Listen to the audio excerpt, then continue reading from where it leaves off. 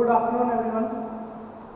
पिछली क्लास में अपन ने देखा था जो क्लोज सिस्टम है उसके अंदर जो प्रोसेस है उसमें अपन ने वर्क डन कैसे निकाला था। तो पिछली क्लास में जस्ट अपन ने जो पढ़ा था वो लास्ट पढ़ा था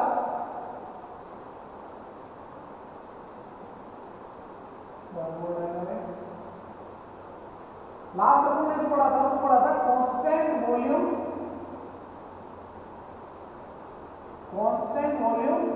प्रोसेस। ये पढ़ा था लास्ट में अपन ने, इसको अपन क्या बोलते हैं, आइसोकोरिक प्रोसेस या आइसोमेट्रिक प्रोसेस।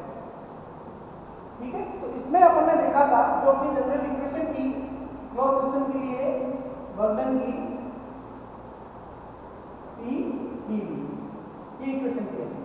अब चूंकि ये कांस्टेंट वॉल्यूम है that means change in volume is zero, change in volume will be zero. तो dV कितना हो गया, जीरो हो गया। dV जीरो हो गया तो dW कितना हो गया, जीरो। इसका मतलब ये हुआ कि कांस्टेंट वॉल्यूम प्रोसेस में जो हमें वर्क डन मिलता है वो कितना मिलता है, जीरो। दैट मींस इसमें कोई वर्क डन नहीं होता है क्योंकि वॉल्यूम कांस्टेंट है, वो उसको एक्सपांड होने ही नहीं देगा, तो उसमें कोई अपने को वर्क डन नहीं मिलेगा। But in terms of pressure और टेम्परेचर, अगर अपन प्रेशर और टेम्परेचर सिस्टम के ज्ञात करेंगे उनको फाइंड आउट करना है तो उसके लिए अपन ने जनरली अपना आइडियल इक्वेशन Q बराबर mRT, कांस्टेंट वॉल्यूम है, ये भी कांस्टेंट है, ये भी कांस्टेंट है, ये भी कांस्टेंट है, तो P प्रोपोर्शनल टू T हो जाएगा। दैट मींस क्या हुआ, P2 by T1 is equal to P2 by T1। तो यहाँ से अपन प्रेशर और टेम्परेचर फाइंड आउट कर सकते हैं किस सिस्टम के लिए, कांस्टेंट वॉल्यूम प्रोसेस के लिए। ठीक है, अब अपन इससे अगला बढ़ते हैं कांस्टेंट प्रेशर से।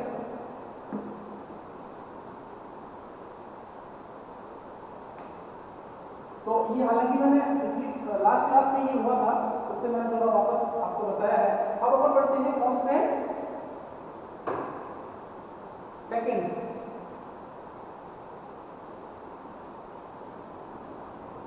कांस्टेंट प्रेशर प्रोसेस, इसको क्या बोलते हैं, आइसोबारिक प्रोसेस। ये नाम आपको ध्यान में रखना है, इसका जो दूसरा नाम है वो भी ध्यान में रखना है, constant pressure that means isobaric process. ठीक है,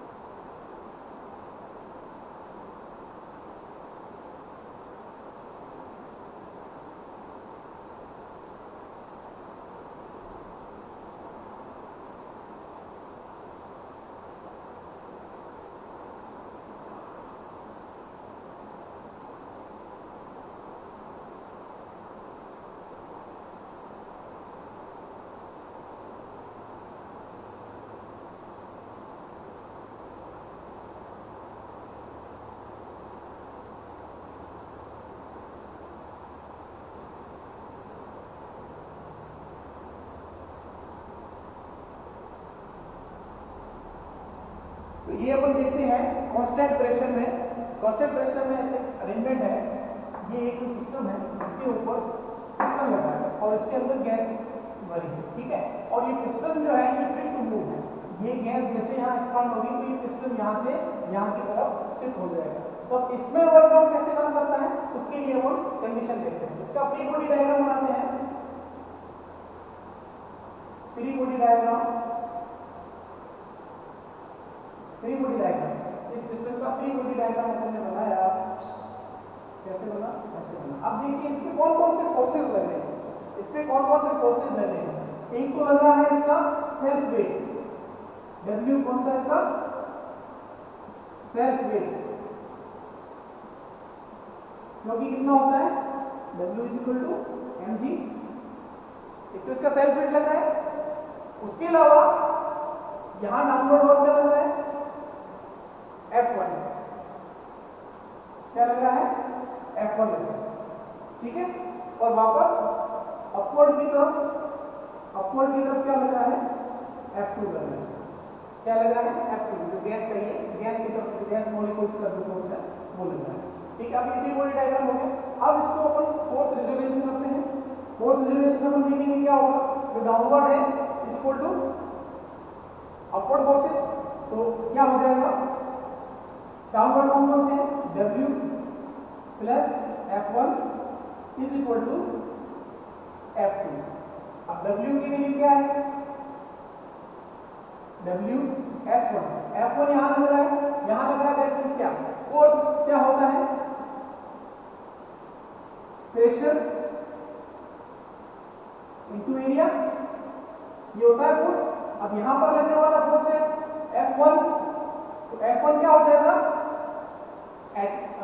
atmospheric pressure plus area of piston, तो ये क्या हो जाएगा P atom into area is equal to F2 क्या हो जाएगा, F2 क्या हो जाएगा गैस का pressure into area, P gas into area, ये हो जाएगा। अब यदि मैं इसको A से डिवाइड करूं, अब यदि इसको मैं एरिया से डिवाइड करूं, then D/A plus P atom plus is equal to P gas, ठीक है। तो अब यहां पे ये चीज देखने वाली है कि ये जो सेल्फ वेट है ये कांस्टेंट, एरिया है कांस्टेंट, तो हमें यहाँ पे क्या मिला, जो P है अपना वो क्या है कांस्टेंट आया, दैट मींस जो ऊपर की तरफ फोर्स लग रहा है वही फोर्स जो डाउनवर्ड की तरफ लग रहा है उसके इक्वल हो गया। P कांस्टेंट आया, P कांस्टेंट आना ही था क्योंकि इस प्रोसेस का नाम ही कांस्टेंट प्रेशर प्रोसेस है। तो ये चीज अपन ने यहाँ पे प्रूव करी है कि जो इसका प्रेशर होगा वो कांस्टेंट कैसे होगा, ऐसे होगा। अब हम बात करेंगे किसकी, वर्क डन फॉर्मूले की। जो वर्क डन फॉर्मूला मैंने आपको शुरू से बताया था, जिसको अपन हरदम साथ में लेके चलेंगे, कौन सा फॉर्मूला है dW = PdV, PdV ये सिस्टम का फॉर्मूला होता है वर्क डन का। यहां बात कर रहे हैं अपन कांस्टेंट प्रेशर की, और कांस्टेंट प्रेशर में P क्या है कांस्टेंट है, P कांस्टेंट है तो आ गया बाहर V1 से V2 dV। फर्दर सोल्व किया था dW = P, लिमिट लग गई V2 माइनस V1, तो इसका क्या फॉर्मूला निकला वर्क डन का फॉर कांस्टेंट प्रेशर, क्या फॉर्मूला निकला dW = P V2 minus V1। ये फॉर्मूला होता है कांस्टेंट प्रेशर प्रोसेस के लिए या आइसोबारिक प्रोसेस के लिए। ये फॉर्मूला ध्यान में रखने वाली बात है, ठीक है। कांस्टेंट प्रेशर की जहां बात आएगी, जिस सिस्टम में प्रेशर कांस्टेंट हुआ, क्लोज सिस्टम हुआ, वहां ये फॉर्मूला काम लेंगे, ठीक है। अब अपन बात करते हैं ये फॉर्मूला, इन सभी फॉर्मूला का जो जितने भी फॉर्मूले निकलेंगे वो सब किससे निकलेंगे, क्लोज सिस्टम वर्क डन के फॉर्मूले से निकलेंगे। क्लोज सिस्टम का वर्क डन dW = PdV, ठीक है। ये माइंड में आपको यही फॉर्मूला बिठा के रखना है कि इसी फॉर्मूले के आधार पर ही अपन सारे फॉर्मूलों को इंप्लीमेंट करेंगे, ठीक है, सारे फॉर्मूलों को निकालेंगे, ठीक है। अब अपन बात करते हैं इसमें टेम्परेचर और प्रेशर अगर अपने को ज्ञात करना हो तो कैसे करेंगे। तो इसमें टेम्परेचर और प्रेशर के लिए तीन हो गए ideal equation. Ideal gas equation क्या कहती है, PV = mRT, PV = mRT। Ideal gas equation क्या कहती है, PV = mRT। अब यहाँ पे क्या है, देखो P constant, M constant, R constant, that means V proportional to T, V proportional to T। इसका क्या मतलब हुआ, V2 divide by V1 is equal to T2 divide by T1। इस फॉर्मूले से अपन इस सिस्टम में वॉल्यूम टेम्परेचर ज्ञात कर सकते हैं। ठीक है, तो यहाँ पे इन दोनों कंडीशन के साथ में लेके चलेंगे हर सिस्टम में, जिसमें से फर्स्ट वाली कंडीशन में अपन इसका वर्क डन निकालेंगे। ठीक है, तो ये वर्क डन किसके लिए हो गया? Work done for constant pressure process.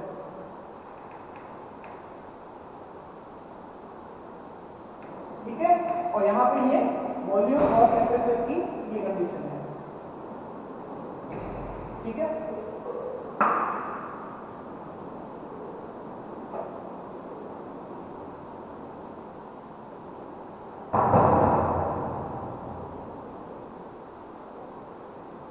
अब अगर इस इक्वेशन को अपन पूरा देखें, P v बराबर mRT को अगर फर्दर एनालिसिस करें तो P है, V क्या है? V2 माइनस V1 mR,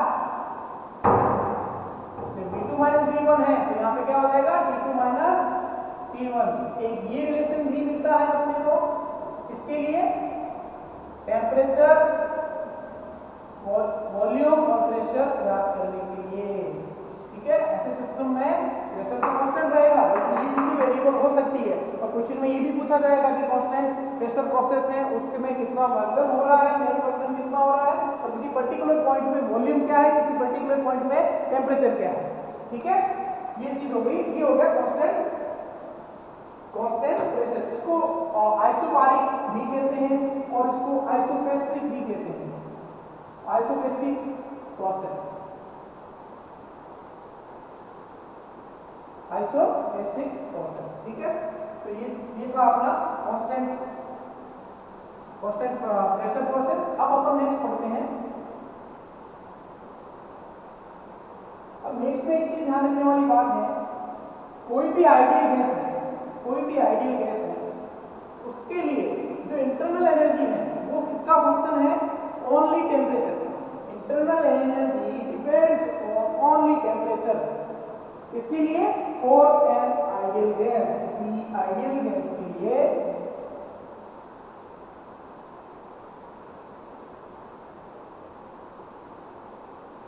इसमें एक बस ये आपको ये एक चीज ध्यान रखनी है कि for ideal gas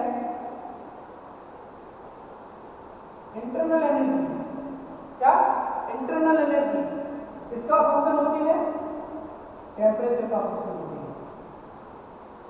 internal energy किसका फंक्शन है? टेम्परेचर का फंक्शन है। इसका मतलब क्या हुआ? Internal energy depends on temperature. ये किसके लिए कंडीशन है?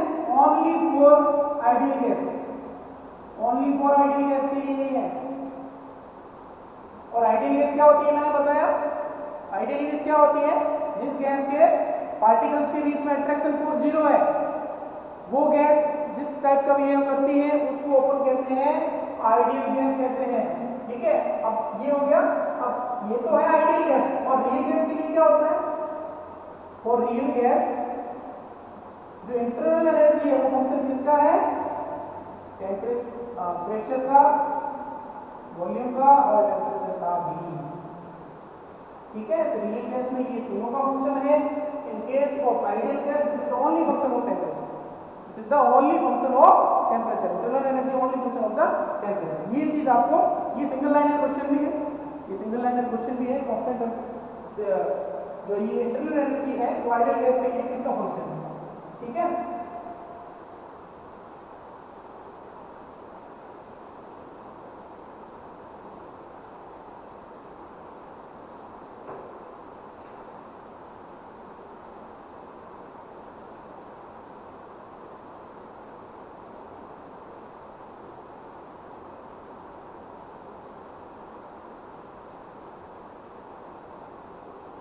कांस्टेंट टेम्परेचर प्रोसेस, इसको बोलते हैं आइसोथर्मल। आइसोथर्मल कांस्टेंट टेम्परेचर को बोलते हैं आइसोथर्मल। अब ये कैसे काम करता है देखिए, आइडियल गैस इक्वेशन क्या होती है?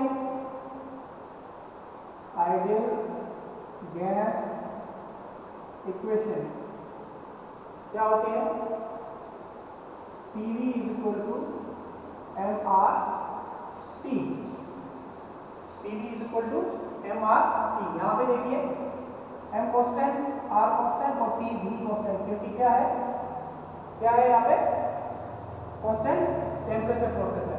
तो ये क्या हो गया? PV बराबर कांस्टेंट। तो यहाँ पे अपने को प्रेशर की कंडीशन मिल गई।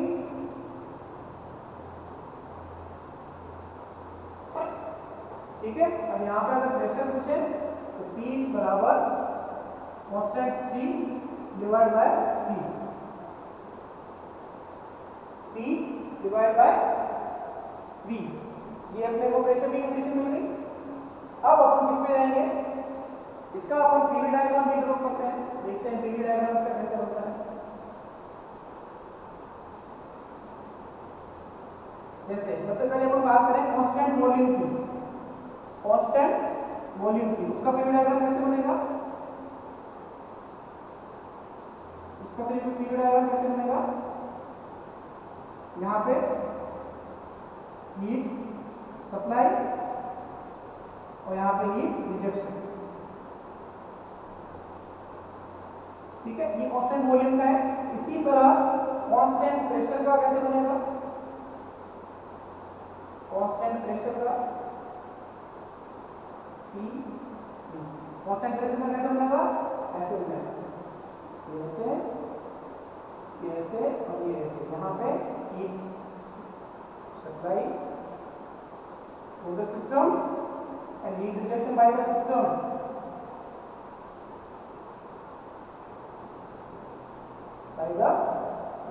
ठीक है, तो ये कांस्टेंट वॉल्यूम का जो बनेगा पीवी डायग्राम वो ऐसे बनेगा, कांस्टेंट प्रेशर का ऐसे बनेगा और कांस्टेंट टेम्परेचर का कैसे बनता है पीवी डायग्राम। सीधी सी बात है, यहाँ वॉल्यूम है तो कांस्टेंट स्ट्रेट लाइन, यहाँ कांस्टेंट प्रेशर है तो यहाँ ये सीधी लाइन। ठीक है, अब बात करते हैं कांस्टेंट टेम्परेचर की।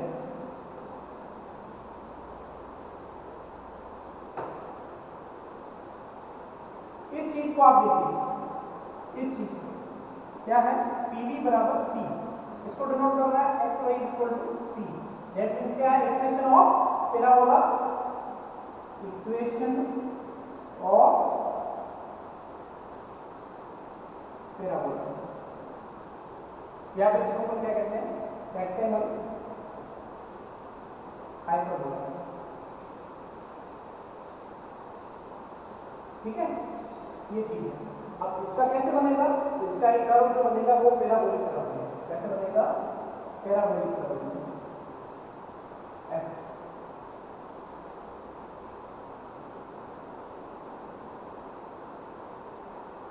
ठीक है, इसमें क्या है? Heat supply, heat supply to the system, और ये क्या है? Heat rejected by the system, heat rejected by the system. देखो ये डायग्राम जो अपन प्लॉट कर रहे हैं, ये जो डायग्राम अपन प्लॉट कर रहे हैं पीवी पे, इसको अपन टेम्परेचर है, ये दोनों कर्व कौन से हैं? आइसोथर्मल कर्व है, आइसोथर्मल कर्व। ठीक है, तो ये जो कर रहे हैं ये अपने को उन प्रोसीजर में काम आएंगे जब अपन साइकिल पढ़ेंगे। साइकिल में आपको ये ध्यान में आना चाहिए, उसमें ये भी पूछते हैं कि also draw PV and TS diagram. PV diagram ये है, टीएस है टेम्परेचर और एंट्रोपी के बीच में ड्रॉ करते हैं, वो कैसे करते हैं वो मैं आगे बताऊंगा। ठीक है, तो ये इसका मैंने ऐसे ड्रॉ किया। अब यहाँ आते हैं कंडीशन इसमें। ठीक है,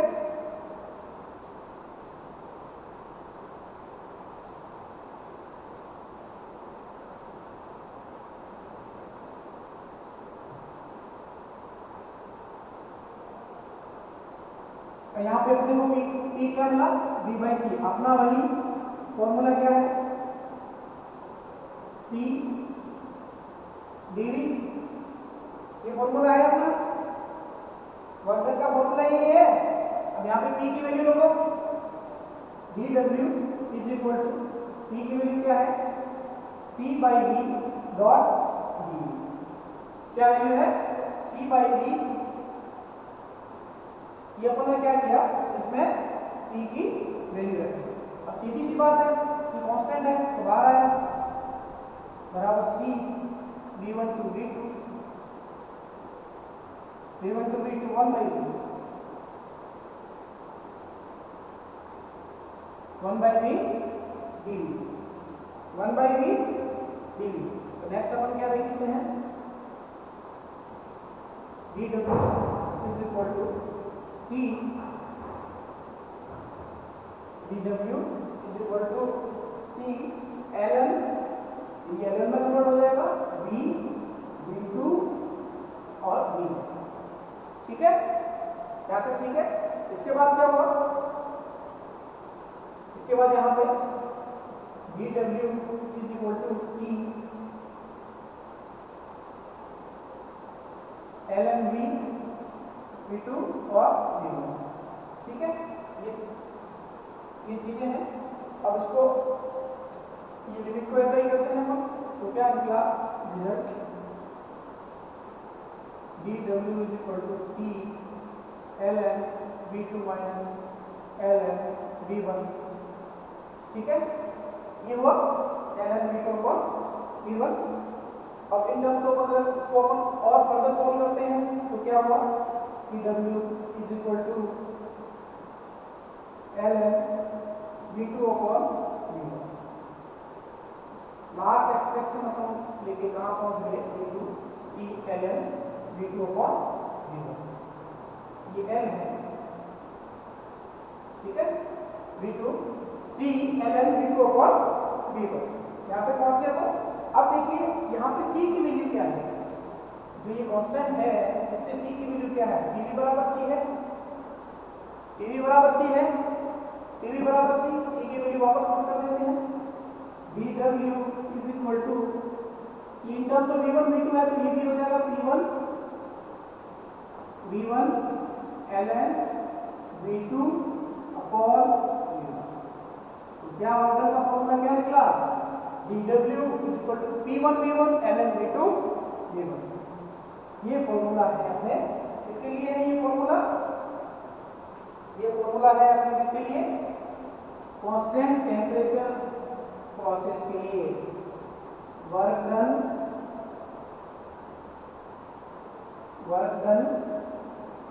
फॉर कांस्टेंट टेम्परेचर।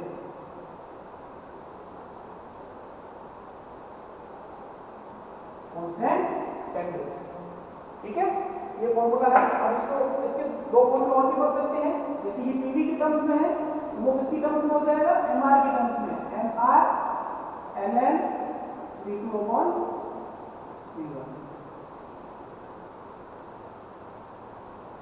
PV बराबर MRT, सॉरी MRT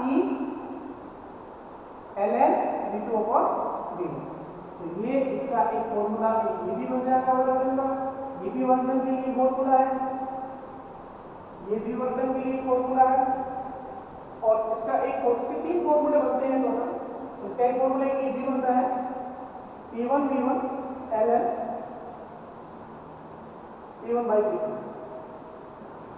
एक ये फॉर्मूला भी बनता है इसका, ठीक है।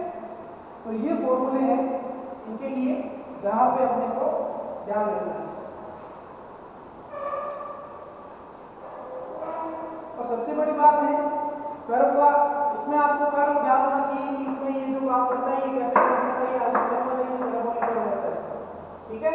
तो ये वर्क डन का फॉर्मूला आपने कहां से निकाला, कहां से निकाला, अपना जो इनिशियली फॉर्मूला कौन सा था, PdV, उसी टर्म्स को अपने यूज करते हुए अपन कहां पहुंचे, ये और ये तीनों फॉर्मूले को अपन के किसी भी फॉर्मूले का इंप्लीमेंट कर सकते हैं अपन निकालने के लिए, न्यूमेरिकल वैल्यू गिवन होगी, ठीक है।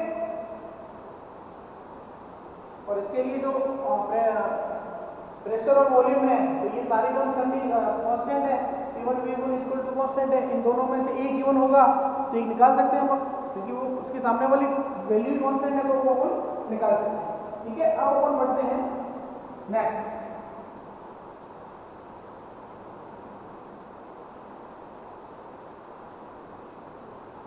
नेक्स्ट कौन सा है? एडियाबैटिक प्रोसेस, जिसको अपन बोलते हैं आइसेंट्रोपिक प्रोसेस। जिसको क्या बोलते हैं? Isentropic process.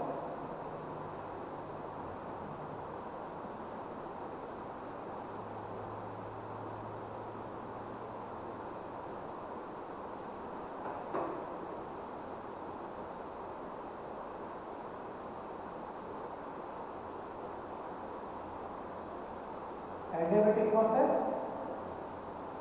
या आइसेंट्रोपिक प्रोसेस।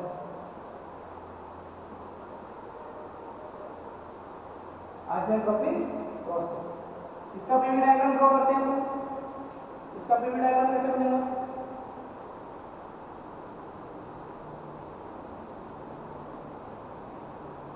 इसकी जो कंडीशन है वो कंडीशन ये है। इसकी जो आइडियल इक्वेशन बनती है वो आइडियल इक्वेशन ये होती है। ये तो आपको ध्यान रखना है, पीवी की power gamma is equal to constant.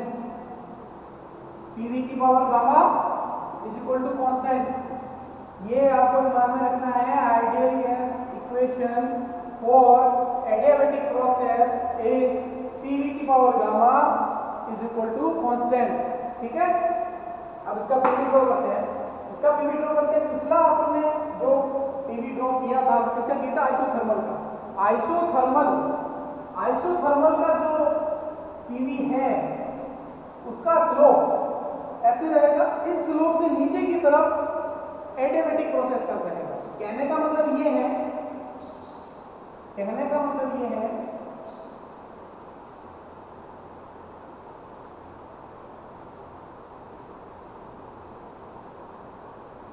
ये जो स्लोप है ये कहलाएगा एडियाबैटिक कर्व, एडियाबैटिक प्रोसेस।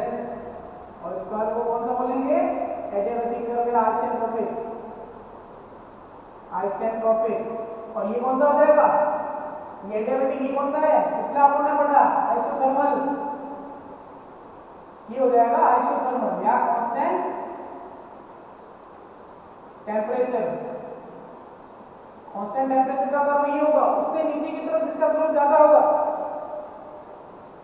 उससे नीचे की तरफ क्या बनेगा? Adiabatic isentropic process. ठीक है, ध्यान में रखना ये चीजें।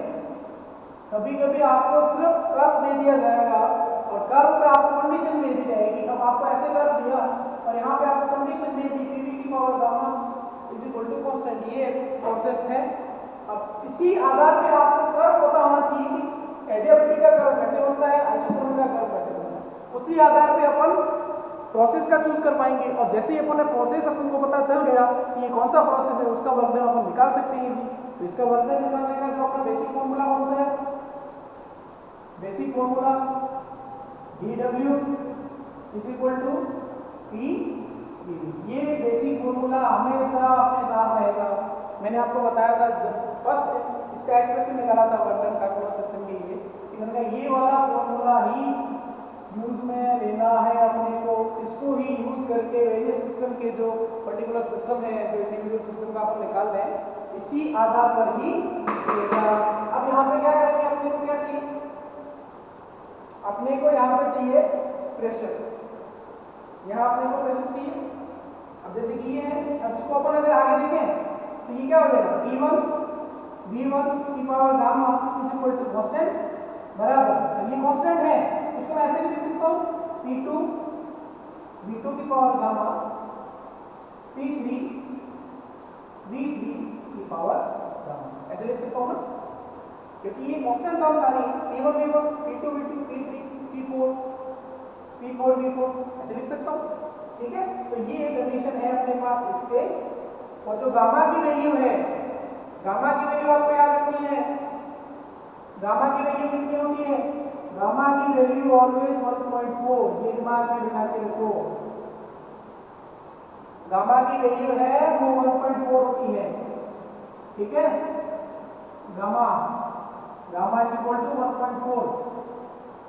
ठीक है, किसी क्वेश्चन की कंडीशन आएगी जिसमें आपको मैं बताऊंगा, जिसमें वैल्यू दे रखी होगी, इसमें वैल्यू दे रखी है, उस वैल्यू को कैलकुलेट करके जो फाइनल वैल्यू निकलेगी 1.4, दैट मींस अपने को ध्यान में आना चाहिए 1.4 गामा की वैल्यू है और गामा की कंडीशन यहां काम करती है टीवी की power gamma is equal to constant.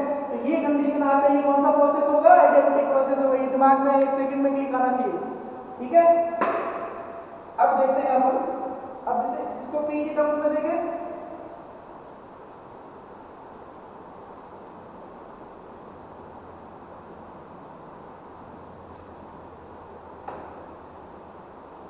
इसको p की टर्म्स में देखें तो p b की power gamma is equal to constant है, then p is equal to c by b की पावर गामा।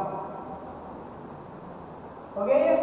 अब इसको इसमें डालता हूं, जैसे dw is equal to v1 to v2 p dv, dw is equal to v1 v2, p की value क्या है c बाई b की power gamma is equal to dv। ये है dw is equal to v1 to v2, c बाहर आ गया 1 by gamma की b की पावर गामा dv। ये condition I.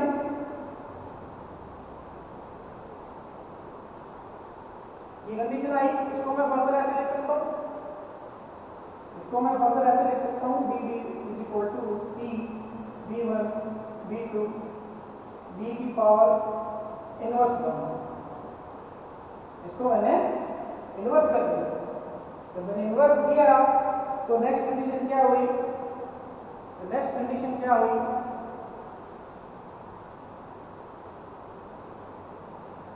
dw is equal to c v1 v2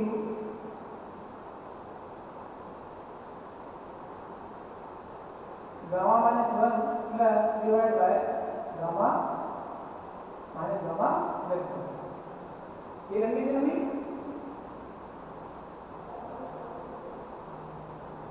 ये कंडीशन हुई। इसको अगर मैं फर्दर सोल्व करूं तो dw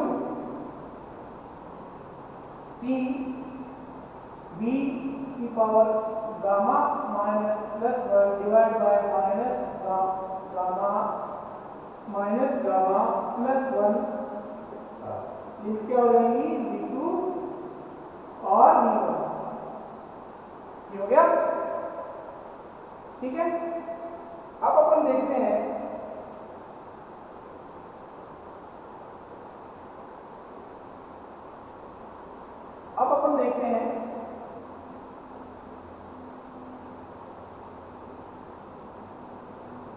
dw is equal to c by minus gamma plus 1 v2 minus gamma plus 1 minus v1 minus gamma plus 1। ये condition आई अपने, last अपने ये कंडीशन आई। अब ये वाली जो टर्म्स है, ये वाली जो टर्म्स है, इसको मैं ऐसे लिख सकता हूं, सिंपल मैथमेटिक्स है। v2 minus gamma into v2 कह सकता हूं ऐसे, माइनस v1 की power minus gamma into v1। इसको मैंने तोड़ दिया, सिंपल मैथमेटिक्स है, ऐसे लिख सकता हूं। इसको वापस करेंगे तो ये मल्टीपल में जो क्या है पावर हमेशा एडिशन होता है, देन क्या हो जाएगा v2 माइनस प्लस 1। यही तो फॉर्म मैंने यहाँ कर दिया, ठीक है। इसको मैं ऐसे लिख सकता हूँ। अब इसको मैंने ऐसे लिखा तो अब मैं क्या करता हूँ,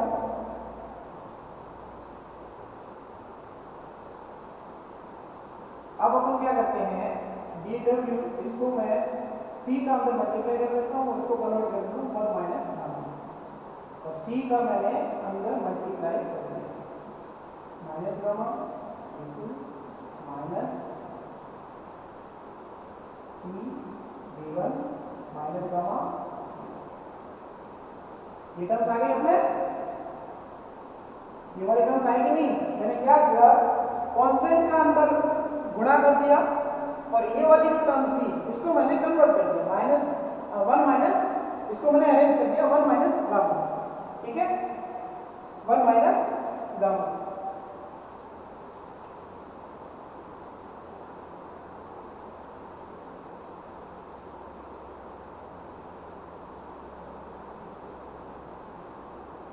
ठीक है, अब यहाँ पे एक चीज आपको ये ध्यान देनी है, जैसे कि अर्लियर हमने पढ़ा था कि पीवी की power gamma is equal to C, then PV की power C divide by B की पावर गामा, बी की पावर गामा, या फिर इसको मैं ऐसे भी लिख सकता हूँ P is equal to C dot B की पावर माइनस गामा, ऐसे भी लिख सकता हूँ।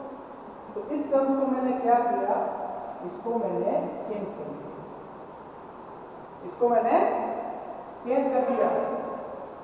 किससे चेंज किया, किससे चेंज किया मैंने इसको, अब ये 2 की टर्म्स है, ये कांस्टेंट है, 2 की टर्म्स है, 1 की टर्म्स है, तो सिंपल सी बात है dw is equal to 1 upon 1 minus gamma is equal to p2 into v2 minus p1, ये किसकी टर्म्स हो गई, p2 की हो गई, ये p1 की हो गई। इस कंडीशन को देखिए आप, इस कंडीशन को देखिए, pv की power gamma c equal to constant है, तो ये क्या हो गया p1 v1, और फर्दर इसको हम देखेंगे dw is equal to 1 upon 1 minus gamma, इसको मैं अंदर डिवाइड कर दूंगा, तो क्या हो गया ये p2 v2 minus p1 divide by 1 minus gamma, ये अपना जो फाइनल फॉर्मूला बनता है वर्क डन का। तो वर्क डन का फॉर्मूला क्या बना, लास्ट वर्क डन का फॉर्मूला क्या बना, p2 v2 minus p1 v1 divide by 1 minus gamma. तो क्या हो गया इसका फॉर्मूला, लास्ट फॉर्मूला इसका क्या बना, dw is equal to p2 v2 minus p1 v1 divide by 1 minus gamma. ये फॉर्मूला बनेगा close system for adiabatic process. किसके लिए है, ये किसके लिए है, ये work done for adiabatic process, किसके लिए है, एडियाबैटिक प्रोसेस के लिए वर्क डन का फॉर्मूला है, ठीक है। ये फॉर्मूला है p2 v2 upon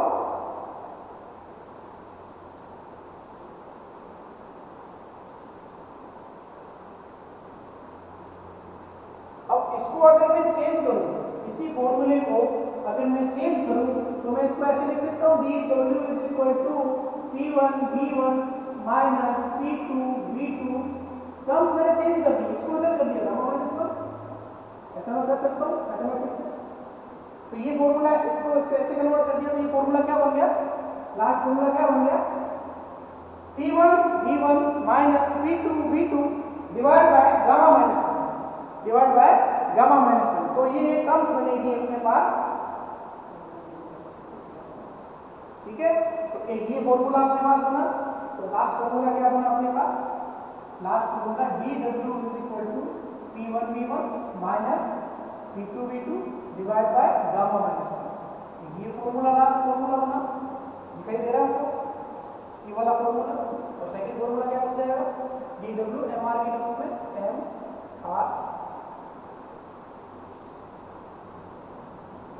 p1 minus p2 divide by gamma minus 1। एक ये फॉर्मूला mr की टर्म्स में, ठीक है। तो इसके ये दो फॉर्मूले हैं, ये आपको ध्यान में रखने हैं। वर्क डन का फॉर्मूला है, इसमें क्या कंडीशन है, तो ये दोनों वर्क डन के फॉर्मूले एडियाबैटिक कंडीशन में काम करेंगे, ठीक है।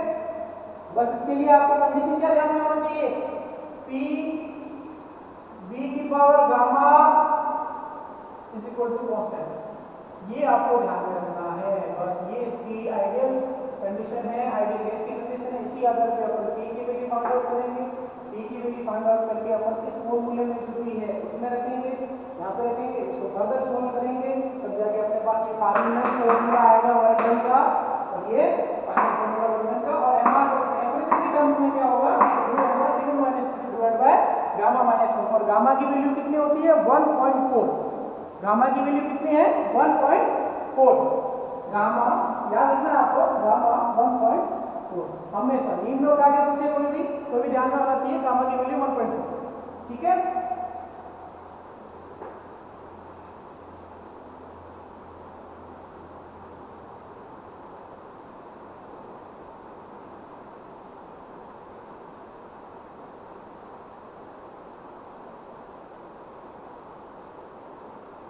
ठीक है, अब अपन आगे बढ़ते हैं नेक्स्ट पॉलीट्रॉपिक प्रोसेस।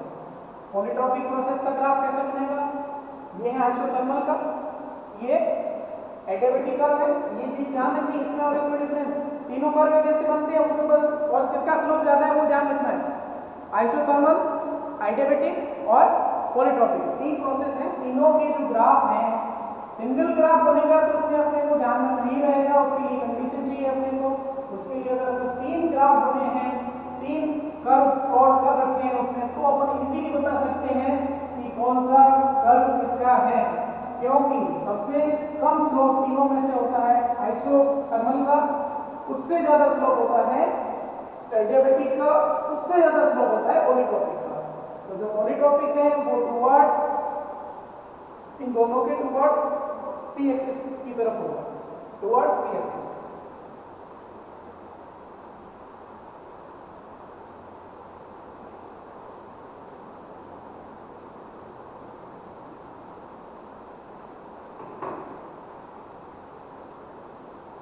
अब यहाँ पे एक चीज देखते हैं अपन कि जो एडियाबैटिक के लिए आइडियल गैस इक्वेशन क्या थी, पीवी की power gamma is equal to constant, और गामा की वैल्यू क्या थी 1.4, ठीक है, और गामा का मैथमेटिकली रिप्रेजेंट क्या होता है Cp अपॉन Cv, Cp क्या है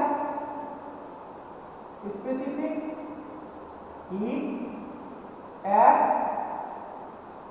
constant pressure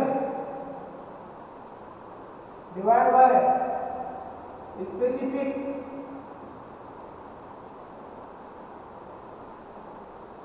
heat at constant volume,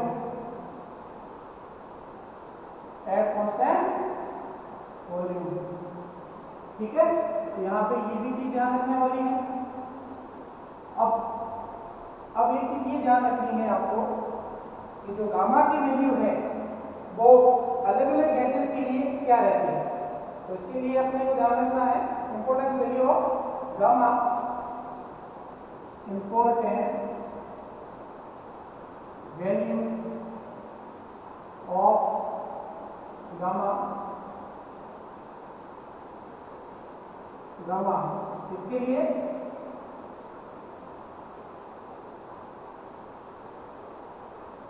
monoatomic gas के लिए गामा की वैल्यू, मोनोएटॉमिक गैस के लिए, मोनोएटॉमिक गैस कौन सी है helium, helium carbon, helium neon argon krypton, ठीक है, जो अपने मोनोएटॉमिक गैस है उसके लिए गामा की वैल्यू कितनी होती है, उसके लिए गामा की वैल्यू होती है 1.67। ये चीजें आपको कहाँ पता चलेगी, ये ऐसा किसी सिस्टम में मोनोएटॉमिक गैस है या फिर कहते हैं किसी सिस्टम में हीलियम गैस हो रही है, किसी सिस्टम में हीलियम गैस हो रही है, तो ध्यान में ये चीज आनी चाहिए, उसके लिए गामा की वैल्यू को कितनी लेते हैं 1.67 लेते हैं, ठीक है। गामा की value for mono diatomic, diatomic gas, और डायएटॉमिक गैस कौन सी होती है hydrogen, nitrogen, oxygen, hydrogen, nitrogen, oxygen, air, इन सब के लिए गामा की वैल्यू होती है 1.4, इन सब के लिए गामा की वैल्यू 1.4, और गामा की ट्राइएटॉमिक के लिए, ट्राइएटॉमिक गैस, ट्राइएटॉमिक गैस कौन सी होती है sulphur dioxide, nitrous oxide, sulphur dioxide, nitrous oxide, carbon dioxide, ammonia, इनके लिए गामा की वैल्यू कितनी होती है 1.33। तो ये डाटा है, ये आपको ध्यान में रखना है कि किसके लिए गामा की वैल्यू क्या होती है। ठीक है, नेक्स्ट अपन पढ़ते हैं पॉलीट्रोपिक प्रोसेस।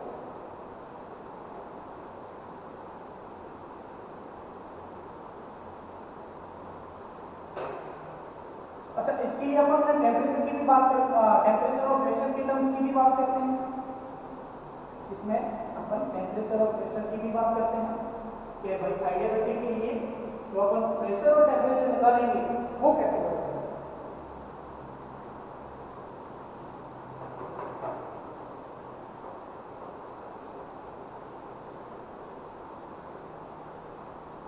तो इसमें क्या है, PV बराबर mRT, PV बराबर mRT, और इसके लिए क्या कंडीशन है, गामा बराबर कांस्टेंट, PV की पावर गामा बराबर कांस्टेंट।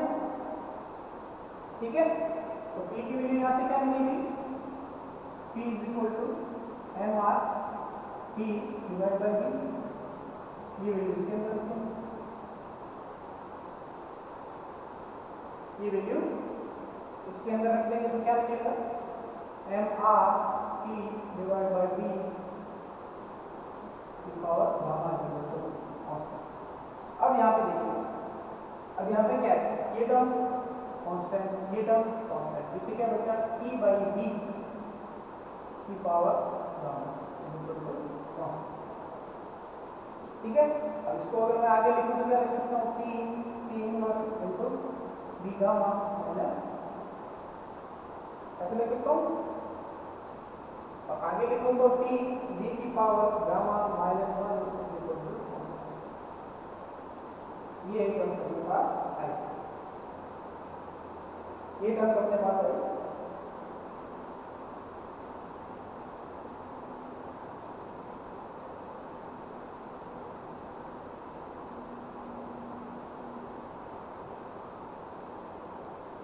तो इसको अगर अपन फर्दर देखें तो क्या लिख सकते हैं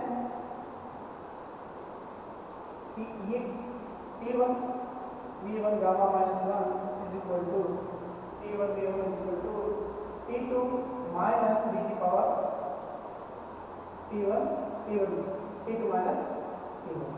ये कंडीशन भी है। अब अगर और देखें अपन, और देखें, आप यहाँ तक भी ध्यान रखना, इस कंडीशन से भी अपन कर सकते हैं। अब अगर और देखें, PV बराबर mRT, ये कंडीशन है अपने पास, ये कंडीशन है। इसमें V की टर्म्स को देखते हैं, V इज इक्वल टू क्या हो गया, mRT डिवाइड बाय P, ये हो गया। और अपनी कंडीशन क्या है, PV की power gamma is equal to C, P बाहर, V की जगह क्या आ जाएगा, mRT P की power gamma is equal to, ये आ गया। अब देखिए ये क्या है, मास कांस्टेंट है, ये कांस्टेंट है, मास कांस्टेंट है, ये कांस्टेंट है। तो ये क्या हो गया, P की पावर गामा, P की power gamma is equal to C, P की power gamma P into P की power gamma minus 1 is equal to. ये कंडीशन मिल गई अपने को, ये कंडीशन मिल गई। इसको मैं कैसे लिख सकता हूँ, P की पावर गामा P की power 1 minus gamma is equal to C।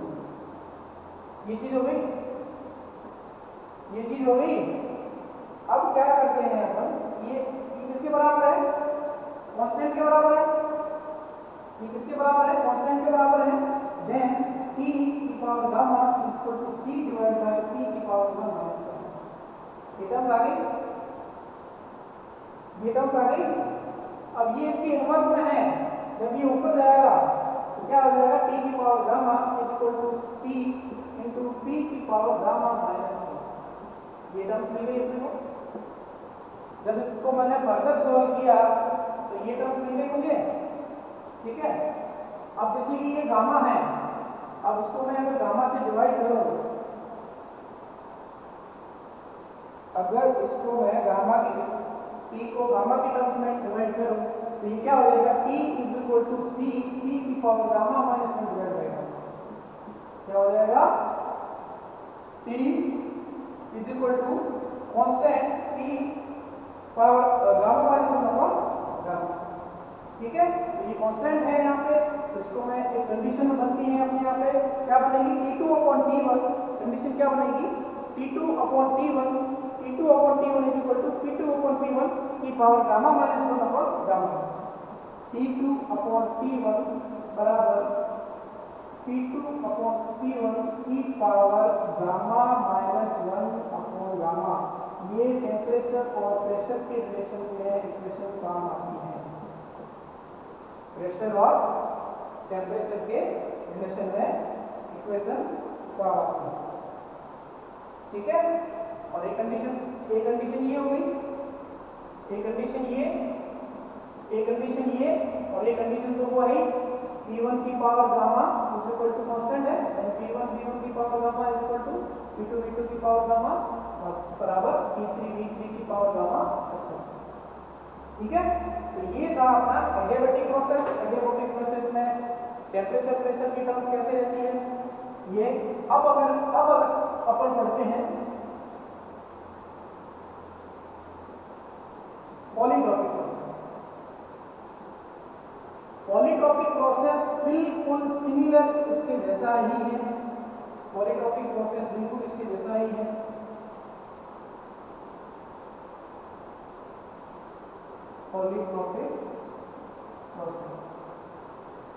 Polytropic process का ग्राफ देखते हैं।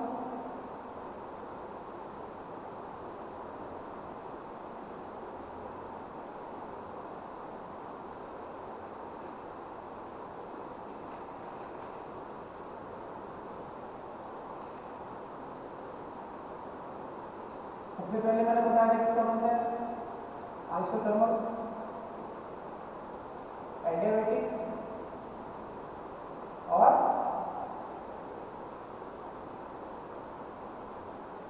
यहाँ पे ध्यान देने वाली बात ये है कि ये जो है ये आइसोथर्मल है, ये जो है एडियाबैटिक है, और ये वाला जो ग्राफ है ये बनेगा पॉलीट्रॉपिक प्रोसेस। इसका स्लोप इससे कम होता है, इससे कम होता है। कहने का मतलब पॉलीट्रॉपिक प्रोसेस का स्लोप सबसे ज्यादा होता है, उससे कम एडियाबैटिक का होता है, उससे कम आइसोथर्मल का होता है। तो ये वाला ग्राफ है, आपको जो ध्यान में रखना है इसका ग्राफ कैसे बनता है क्या नहीं बनता है। ठीक है, और तो इसके लिए जो आइडियल गैस की इक्वेशन होती है P V की power n is equal to constant. P V की power n is equal to constant. इसमें गामा की जगह क्या आ जाता है n आ जाता है, और n की वैल्यू क्या होती है 1 less than gamma less than n। n की वैल्यू 1 से कम होती है।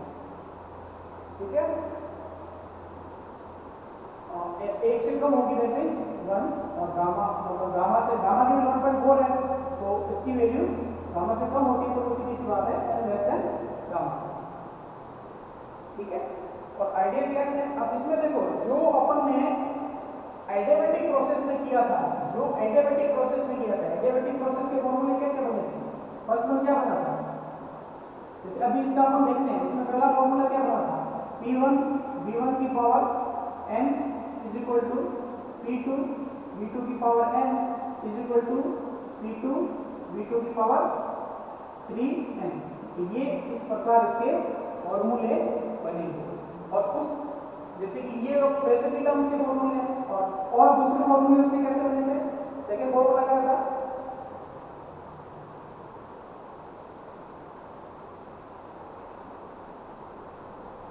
और उसके फॉर्मूले बने थे P2 upon P1 is equal to P2 upon P1 की power gamma minus 1 upon gamma था। यहाँ पे गामा रिप्लेस किससे होता है n से होता है, तो क्या हो जाएगा n माइनस 1 अपॉन n। क्या हो जाएगा n माइनस 1 अपॉन n। ये अपन ने बात करी किसकी, प्रेशर और टेम्परेचर टर्म्स। अब अपन बात करते हैं वर्जन की। तो उसमें वर्क डन क्या होता था, इसमें कुछ भी नहीं है, सिमिलर वही प्रोसेस है, गामा की जगह एन पुट करना है आपको। जो डेरिवेशन मैंने अभी करवाया है ये डेरिवेशन आप कर लेना। आप कैसे करना है, जो जहां जहां गामा पुट किया वहां एन पुट करना है। तो इसके लिए अपन जो लास्ट इक्वेशन निकालते हैं वर्क डन की वो क्या निकलेगी, P1 V1 minus P2 V2 क्या हो जाएगा n माइनस, क्या होगा n माइनस 1। एक ये कंडीशन है और एक dw mr की टर्म्स में mr P2 minus P1 divide by n minus. तो आपको क्या करना है, कुछ भी नहीं करना है, जहां जहां गामा की वैल्यू, जहां जहां अपन ने गामा पुट किया है वहां वहां अपन को क्या करना है, n पुट करना है।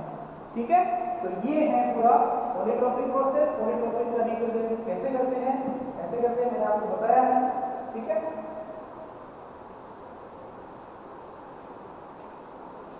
अब इन सब कर्व को अपन एक ही पीवी डायग्राम में ड्रॉ करते हैं, एक ही पीवी डायग्राम में ड्रॉ करते हैं। ठीक है, जितने भी कर्व अपन ने पढ़े हैं उनको एक ही पीवी डायग्राम में अपन ड्रॉ करते हैं। कैसे करते हैं मैं आपको बताता हूं।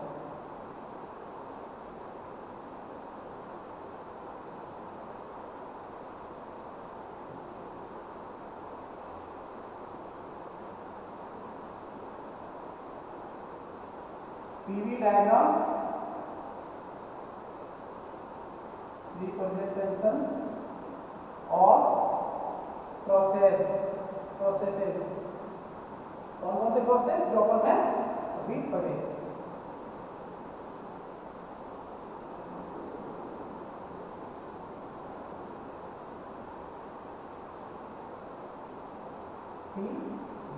कौन कौन से प्रोसेस पढ़े अपन ने, पहला पढ़ा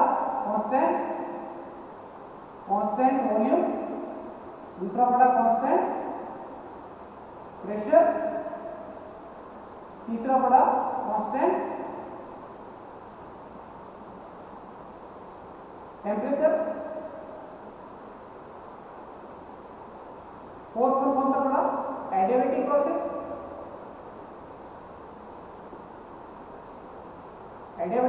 और फिफ्थ वन पढ़ा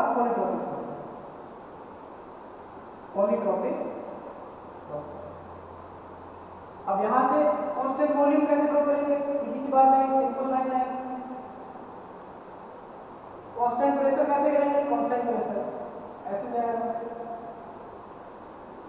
कांस्टेंट टेम्परेचर कैसे करेंगे, कांस्टेंट टेम्परेचर की लाइन जो आएगी वो ऐसे आएगी। एडियाबैटिक की कैसे आएगी, इसका स्लोप इससे नीचे की तरफ होता है तो ये एडियाबैटिक आएगी। पॉलीट्रॉपिक कैसे आएगी, पॉलीट्रॉपिक का स्लोप इससे भी नीचे होता है पॉलीट्रॉपिक ये। अब इसको अपन अगर नाम दें तो यहाँ पे ये ध्यान रखने वाली बात है, यहाँ पे जो एक K की वैल्यू होती है, K की वैल्यू, K एक कांस्टेंट है जिसकी वैल्यू पीवी डायग्राम में K की वैल्यू 0 से लेके इनफाइनाइट तक। ठीक है, 0 से इनफाइनाइट। तो K की वैल्यू अगर 0 है, K की वैल्यू 0 है, K की वैल्यू अगर 0 है तो वो प्रोसेस कौन सा होगा, कांस्टेंट प्रेशर। K की वैल्यू अगर इनफाइनाइट है, K की वैल्यू अगर इनफाइनाइट है तो वो कौन सा होगा, कांस्टेंट वॉल्यूम।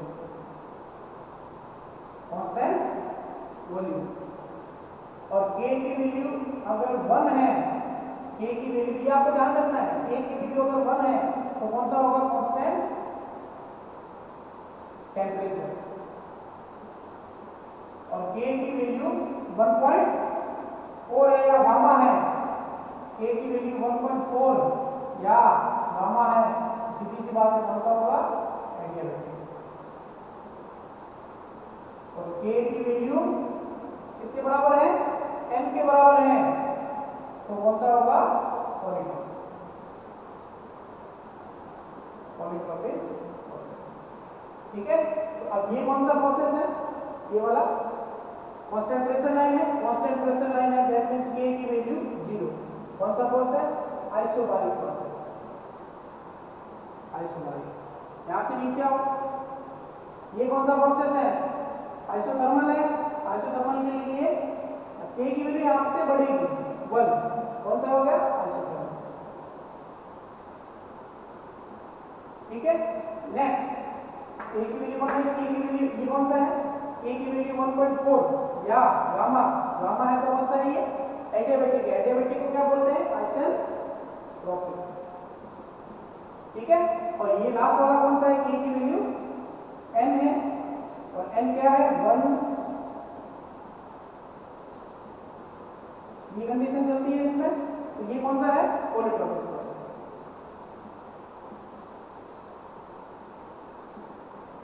और लास्ट वाला कौन सा है जहां पे के की वैल्यू क्या है? इनफाइनाइट है। धीरे धीरे देखो 0 1 1.4 एंड ऐसे ये यहाँ पे इनफाइनाइट। तो इनफाइनाइट किसके लिए आया है? कांस्टेंट वॉल्यूम के लिए। तो ये कौन सा है? Isochoric process. तो ये जो सिस्टम के जो कर्व है इसको कैसे प्लॉट करते हैं ये मैंने आपको बताया। ये चीज आपको ध्यान रखनी है एग्जाम की दृष्टि से। ये वैल्यू भी पूछते हैं, ये वैल्यू भी पूछी जाती है, और एग्जाम में जब तो न्यूमेरिकल आता है तो उसमें पीवी डायग्राम ड्रॉ करने के लिए भी कहा जाता है कि क्लॉथ सिस्टम जो भी है उसके लिए उसका पीवी डायग्राम ड्रॉ कीजिए। तो आपको ये चीजें ध्यान में आनी चाहिए कि ये है आइसोबारिक कर्व, ये आइसोथर्मल, आइसेंट्रोपिक और पॉलीट्रोपिक, और ये है आइसोकोरिक कर्व। ठीक है, तो आज की क्लास में हम इतना ही पढ़ेंगे, और आगे हम आगे की क्लास में डिस्कस करेंगे कि हीट ट्रांसफर कैसे वर्क करता है। ठीक है, और इसके ऊपर कुछ न्यूमेरिकल प्रॉब्लम भी देखेंगे नेक्स्ट लेक्चर में। ठीक है, थैंक यू वेरी मच।